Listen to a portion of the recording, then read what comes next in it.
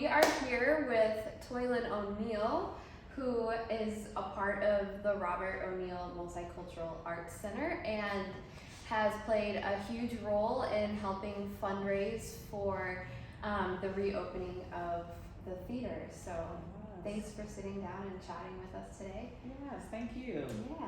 Yeah. Okay, our first question to start off with is that you and ROMAC are playing, like I said, a huge role in the future plans for the Regal Theater's opening. So could you tell us more about ROMAC as an organization and what you guys do and what you're hoping to achieve in the future with this theater? Definitely. So we will be Cincinnati's first African American and Multicultural Arts Center since 1972.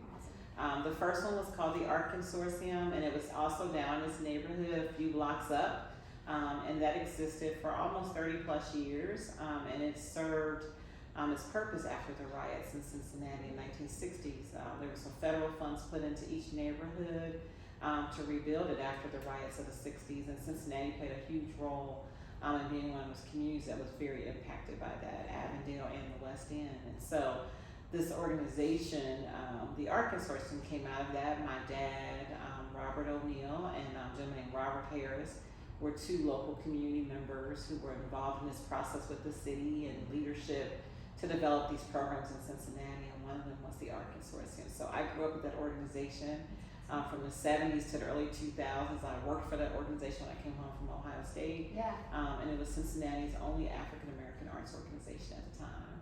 And so the ROMAC is a rebrand of that. I'm naming after my father, Robert O'Neal, because he was not just my father. I'm not just doing it because he was a great dude and a great dad, but just really because he invested his energy in the community and he believed that people could make a difference. And so it will be a full disciplinary multicultural arts center, everything from performances to visual arts. We also will have a business acumen about ourselves, so we'll be teaching people the art of business. We'll have a branding company inside the building, which will be a master tenant that will be able to support the community with having African American and multicultural creatives to do work around graphic design and branding and marketing. So we'll have a lot of things going on in that 16,000 square foot building. That's awesome. Once we remodel it. Cool. That's great. Our second question we wanted to ask you was what inspired you to renovate the Regal as your space for this? And what role has the Regal Theater played in your own life? So I'll start with the Regal Theater in my own life, if you don't mind. So as a child, I grew up in this neighborhood, the West End. I lived in Parktown. My mom's family was from this neighborhood. There was some community across the street from Parktown called Laura Homes. And Richmond Village, and some of these places now have different names, but they still don't exist in the entities they were. But my mom's from the West End, and so we lived in Parktown. Every Saturday, I would go to the library, which is still on the corner. And then we would come over to the Regal Theater to watch movies. And it started off with cartoons in the morning, karate flicks in the evening, and then we'd watch movies like Shaft and Pam Grier, see those type of actresses, and they were like our black heroes. And so basically the Regal was part of my every week experience. For $1 you could get popcorn and a hot dog, and you could be here all day. So it was our safe haven. It was a place like not like any other movie theater. Probably many people wouldn't have liked it from outside neighborhoods because you could talk in there, you could interact and socialize while the movie's going on. And it was such a community. During my lifetime, I never saw myself being in a project to save it because I always thought it would be there because it was so impactful for my generation, my mother's generation, and her mother's generation. And so the other big piece of the question that you asked was what? So I guess what inspired you to renovate the Regal Theater as the space for all of this? So through a conversation with ArtsWave back prior to COVID, I was talking about my father had passed away, and one of the things that he wanted to do was bring back the Art Consortium. It had been gone for over like 15 years in Cincinnati. It had closed due to lack of resources and funding, And it was such a powerful organization for change in our city. So even though it was a Black arts organization, it was involved in everything about Cincinnati. And so we were at the time of George Floyd, we were at the time of racial unrest in our community and police brutality. And he was like, we need a space like this. So that was 2018. Yeah. And he was talking about it. He was trying to make conversations to get people in the room to rebuild the art consortium, which really faded because of lack of funding and resources. So he passed away in 2018 also, and he kind of passed the baton unofficially. I kind of felt passion and driven that wasn't an unreasonable dream to want to bring back something that meant so much to Cincinnati and to the Black community, and actually really help with the diversity conversations in our city by having it exist. Right. A base for people to learn about culture and to come see it very comfortably, because the arts builds that capacity for our community where you don't have to feel uncomfortable walking into an art space if you're different. I wanted to be part of that. I have been a diversity director at a high school for 21 years. I'd always worked with various arts organizations in Cincinnati and outside Cincinnati. And so I always balanced the life of the arts and then diversity and culture. Yeah. And so I felt like pursuing to rebuild this legacy of a space that would hold our history, hold the connection of culture in our city, and actually be a home base for artists of color and women, because there's not a lot of spaces that serve us as well. Yeah. Would be powerful to do and would be part of my legacy. Absolutely. I felt my dad had a great legacy of what he did, and I wanted to build capacity around his vision to take it to the next level. Yeah. And so that kind of prompted me to kind of move in this direction, and it's been a journey, but definitely something that I'm passionate about and feel is necessary. Absolutely. That's amazing. Okay. So in researching, this was kind of interesting, in researching the history of the Regal Theater, my team and I discovered that it initially opened as the Casino Theater in the early 1900s, and then was renamed the Regal Theater, I think around the 40s, and converted into a cinema. Yes. So we were curious about what was the reason for that change in direction. Yeah, so the early history of the Regal, from my understanding, was a place of entertainment and socialization. Yeah. And so as our culture changed as a capacity, you had live entertainment being the prime way in which we didn't have all this great technology, right? Right. So you had like the live bands and the musicians, and the full stage productions were super important from that 1930 to 1930s time, 1913 to 1930s time. Yeah. And then you kind of got the jukebox came around, right? And Yep. you had this vinyl records, and people kind of became less interested in seeing the entertainment as much as they were having the comfort of home, right? Television, all this stuff happened. So that live entertainment phase kind of started to slow down. Sure. And then cinema started to come up, and so the family that purchased, the Goldstein family, who purchased the theater, turned it into a movie theater. And so my mother kind of got a little both. She got both the live entertainment phase and the movie phase. Yeah. I just got the movie phase. But the Regal for my grandmother was all live entertainment. So my generation of my family got to enjoy the Regal in different ways. Yeah. But a lot of it was trend based. And even when the movie theater closed, it was because a lot of us were having VCRs and DVDs.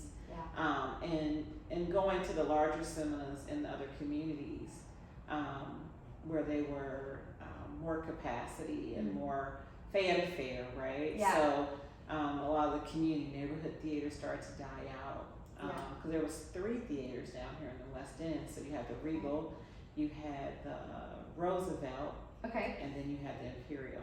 Yeah. And so they're all walking distance from each other. Yeah. So they weren't all far from each other.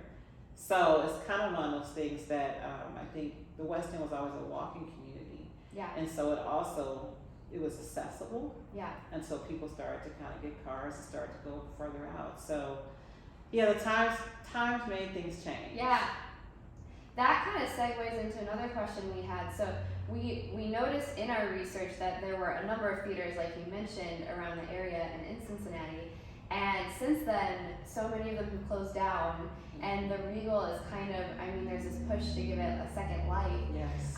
And so one thing we were wondering is what makes the Regal stand out among all the other theaters that were around it? Yes. Well, we're the only one that's a historical designated space now. Okay. So, and the reason for that is because the Regal's history, even compared to some of the other ones, I mean, many of these theaters that I mentioned, African Americans could go to, but there's one thing about the Regal that stands out to me is just the whole fact of its integrative space. Yeah. I mean, that it always had that tone of anybody could come to it, Yeah. right?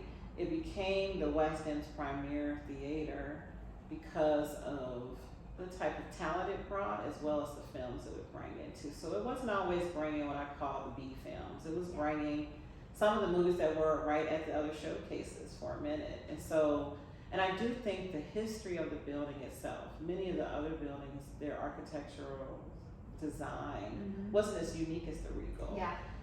It was designed very uniquely. It had a beautiful exterior aesthetic to it. So I think the fact that it's an iconic building and it's still standing after decades of being empty, and that people in the neighborhood have such fond memories of it, that people who don't even live in Cincinnati can think of the Regal and be like, I had popcorn and hot dogs there. Yeah. It's powerful. So it has this presence compared to the other ones where it has these stories of various generations having to have experienced it. Yeah, absolutely. So one other question we had was, how has the West End been affected by the theater's closing, and how have arts in the West End been affected by the closing of the theater? So the West End is this very vibrant community still, right? Yeah. But when the Regal existed, Lynch Street was this very filled with businesses and restaurants, and even from the freeway expansion that took away a lot of those businesses and their homes, the West End still has this dynamic of people that are in this community. Yeah. And it doesn't get a lot of good press on what the community's about. And there's still a lot of people who have roots in this neighborhood that really connect to each other, connect to causes, connect to supporting their youth. There's still 3 schools when there was actually at one time over 8 schools or more in this community. Yeah. So there's a lot of powerful things that happen here. A lot of leadership came from this neighborhood. And this neighborhood was one of the first neighborhoods that African Americans migrated to after the South, after slavery, and found their roots in the city. Yeah. And so there's a lot of powerful history about the West End that people don't talk about often, and you only hear about the crime or the negativity or the youth violence, when there's still this day-to-day of this pride and value in being together. Yes. And having a common language and a common focus that's not talked about. So I think the power of the Regal is it represents the past in such a strong way because it connects all those good memories, right? There's so many good memories that aren't talked about and stories that aren't shared. And because it's the last iconic building that's in the heart of the community, it holds that connection to it. Yeah. And I think if it was to fall or if it wasn't to be there, even in its condemned state, people are excited about its potential and have had hope around something happening for it. Yes, absolutely. So how will ROMAC serve the West End community through the future opening of this theater? And are there any plans that have been developed to promote programs for the community or integrate it, integrate the theater back into the community? Yeah, so the ROMAC will be a Cincinnati-focused institution with a strong heart to be the pulse of the West End, right? So program-wise, we have some standing program in the West End now at the Lincoln Recreation Center. Yeah. We have a team program that employs teams to be arts and entrepreneurs together. We have a pop-up shop at OTR that celebrates that work that they do. We have free community programming for youth. any youth that wants to come in and do free art activities after school. Yeah. We also have African dance classes for people who are into fitness but also want to have some culture and hear drumming. Yeah. And we have a major community festival we do every year to celebrate kind of our opening of our season of programming, exhibitions. We've kind of been doing some stuff. Yeah. Our plans is that center will be the epic center for sharing culture in Cincinnati, along with all the other great organizations. Yeah. The lens of it will celebrate ethnicity, it will celebrate diversity, it will celebrate heritage. But at the same time, it will be a partner in a space that we already have in Cincinnati, which is the arts being a major player in the community in our city.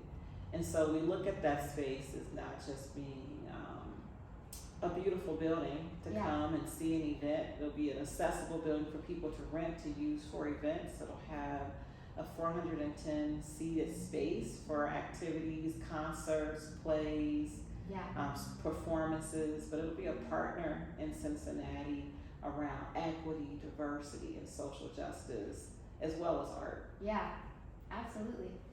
You've answered so many of these questions. I gotta send them on my list. No. No, it's good. It's great. It's perfect. So in what ways can individuals in Cincinnati come alongside and support ROMAC in this project? Definitely.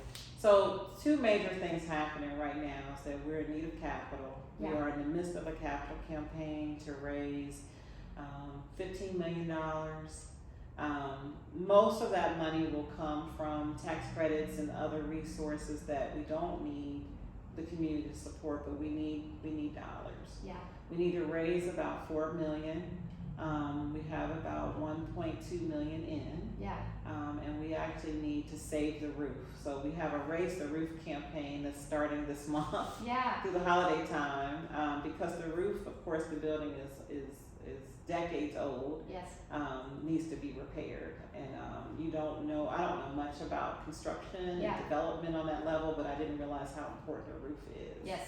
It holds the building together, not just by a structure of shelter, but it actually protects the building from weather, which destroys buildings. Yes. So we are in the midst of trying to raise, before the end of this year, about $500,000 in order just to redo the roof. Because it's a historical building, everything costs more because we're trying to preserve the history and the entity of the building.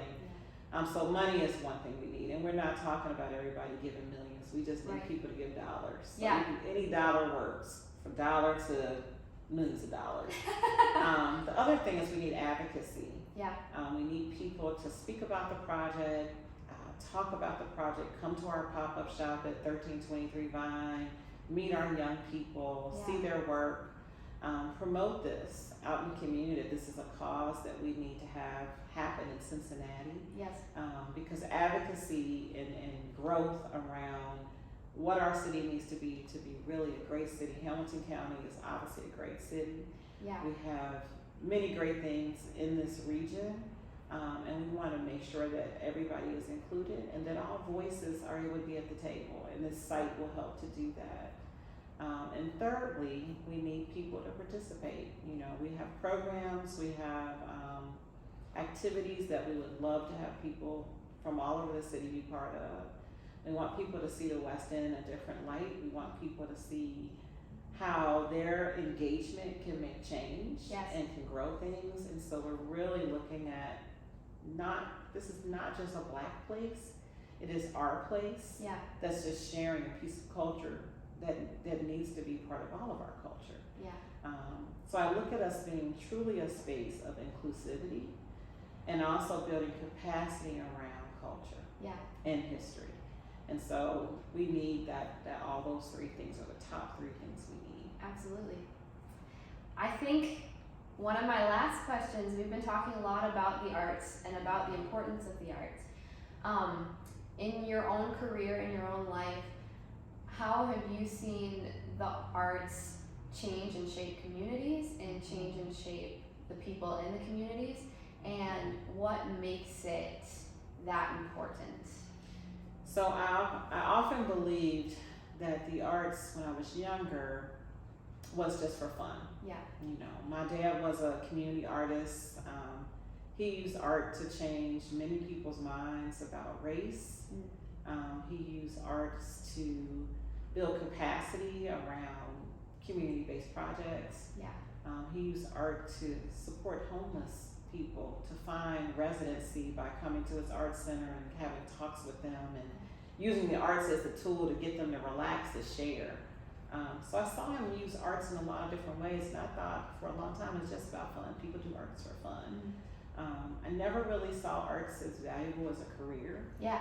But then I had a great opportunity to work in museums and learn about art historians and how important art history and culture tie into how we treat each other and how we network with each other and how we build community. Right. And then I saw the arts and my work of diversity really change hearts, meaning that I could do a poem or you could go to a play and you could see an artist express themselves that would actually change your heart about something that you might have actually never thought that you would be open to.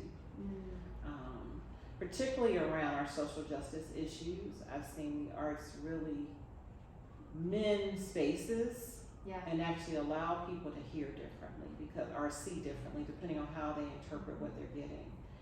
So to me, art has always been, after I got past the fun, right? A saving space. Yeah. It's a building space. And so I look at every time that I'm able to use the arts as a tool to impact someone's life. It can save their lives, it can build capacity, and we learned during COVID how important it was to have music and how important it was to have our televisions for sure, right? Yeah. I mean, to be able to watch things, but how much we missed that interaction of the arts too. Yeah. And how impactful that was. So I look at the arts being one of those hidden tools that really can change our behaviors, our mindsets, and our hearts. Yeah, absolutely. Lastly, for individuals who are interested in learning more about the history of the Regal or about the theater or about what you guys are doing, where can they look? Yeah, so we have our website is theromac.org. You're more than welcome to reach out to me through the website or any of our social media hooks. Everything has ROMAC in it. Cool. We have a Facebook page, and we're mostly on LinkedIn and Facebook and Instagram. Awesome. So we would love for anybody to reach out, and we'd love to have any support. Perfect. Thanks so much for meeting today. Thank you.